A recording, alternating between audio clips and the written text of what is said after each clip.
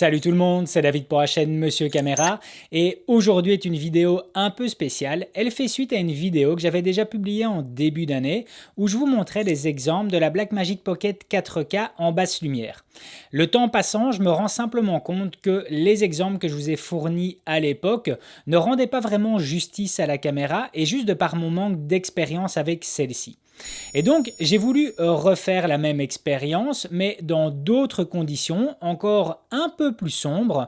Donc, ce que j'ai fait il y a de ça maintenant 2 jours, j'ai utilisé ma nouvelle lumière qui est donc l'Aputure 120D Mark II.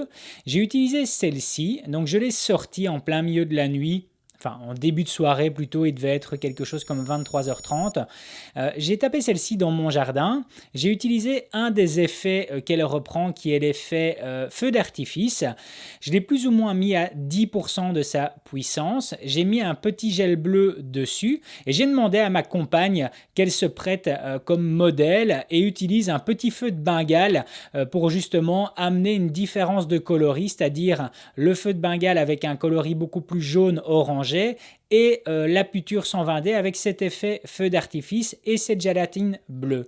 Je voulais en fait essayer de créer un contraste au niveau des lumières parce que moi qui ai l'habitude de filmer dans énormément de soirées, il faut savoir que lorsqu'on a justement des jeux de lumière comme ça au niveau du visage, on voit vraiment l'image qui se plie, on voit vraiment du bending dans l'image qui est présent et j'avais envie de voir s'il était possible en tout cas d'avoir quelque chose de plus performant en basse lumière avec la Pocket 4K. Il faut savoir qu'elle a son double ISO natif justement avec ISO 400 et 3200.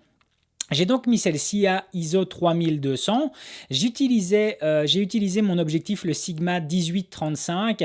Je l'ai utilisé en ouverture 1.2. J'ai tout filmé à 60 images par seconde à main levée et honnêtement dans cette compression 5.1 j'ai pas voulu utiliser non plus la compression 12.1, j'ai pas non plus voulu prendre la qualité constante. Voilà, j'ai pris la compression 5.1 qui est déjà assez élevée dans les codecs proposés par la Blackmagic, mais c'est pas non plus le maximum qu'elle peut nous offrir. J'ai voulu prendre le codec moyen. De cette façon on peut vraiment se rendre compte des possibilités qu'elle offre avec des possibilités de sauvegarde non plus pas infini parce que utiliser la qualité constante par rapport à mes moyens, ce n'est pas faisable entre guillemets. Donc voilà, j'ai voulu la tester sur la compression 5.1 et sincèrement, je suis impressionné de par la qualité d'image qu'elle ressort en basse lumière.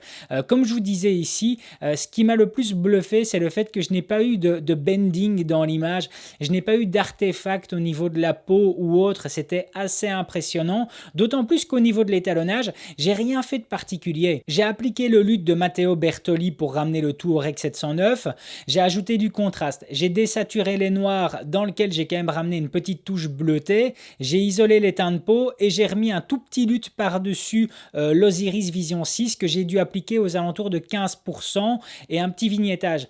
Bien entendu, une réduction du bruit aussi qui est présente, mais qui n'enlève rien du tout à la netteté. Donc honnêtement, je suis super content du résultat. N'hésitez pas à me mettre dans les commentaires si vous utilisez la Pocket 4K et que vous êtes habitué à utiliser la compression 5.1. N'hésitez pas à me mettre dans les commentaires ce que vous en pensez. Si vous trouvez que je peux encore tirer bien plus que celle-ci par rapport aux éléments que je viens de vous donner.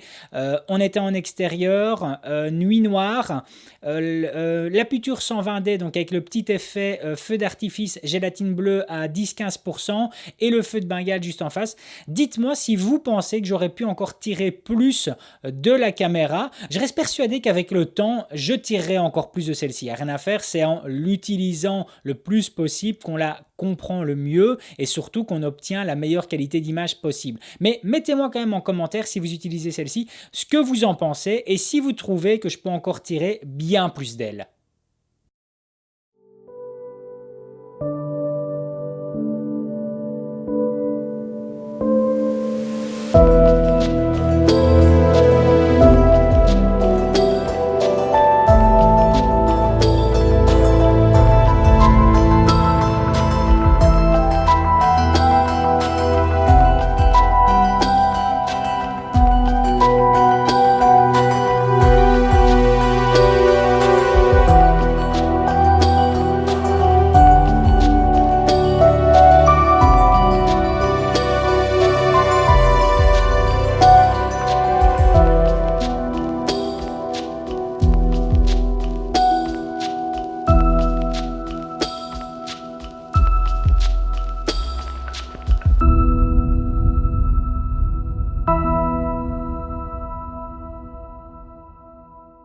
Voilà, c'en est terminé pour aujourd'hui. Si la vidéo vous a plu, n'hésitez pas à mettre un gros pouce bleu, ça me fait super plaisir.